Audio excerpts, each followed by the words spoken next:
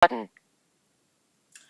2009 was a year of a lot of blessings, but also a lot of hard times.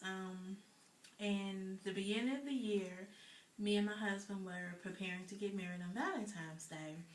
And the 1st of February, he had a seizure. And it was awful. All I remember was touching him and he was sweating. I said, "Andre, is your sugar low?" And he said, "Yeah." And I got him some juice. And after he had the juice, he just started shaking. And I can remember just panicking and screaming and crying and calling the ambulance and being on the phone, with the operator and just begging, the Lord, "Lord, please don't take my husband. Please don't take my husband." And, luckily he recovered, but we got married and he had a sling on his arm, and 2 days after our wedding he was in the hospital having surgery. So the week of our honeymoon, which should have been our honeymoon, was spent with me going back and forth to the hospital visiting him.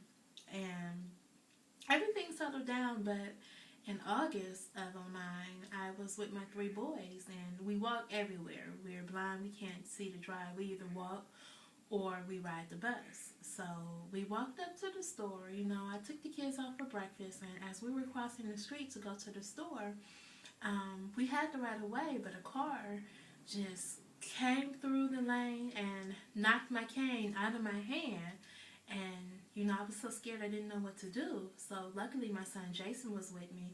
He walked us back to the sidewalk, and I tried to, wave the people down. Hey, hey, and they just stopped and looked at me and they kept on going. And, it just amazed me after it happened that, I could have been killed.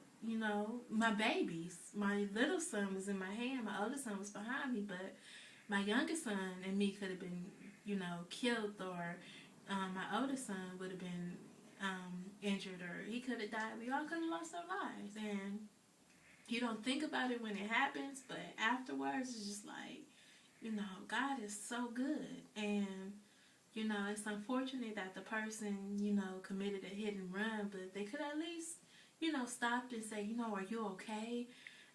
Is everything okay?" I had to, pay for my cane to get replaced. But, what I try to tell people in the community is when you're crossing the street and you see that red and white cane, it should represent, okay, I need to stop, I need to yield.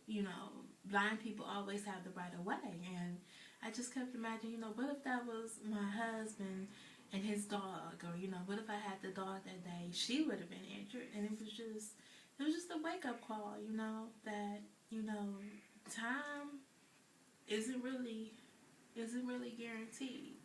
But like I say, I thank God for saving me that day. I thank God for my children.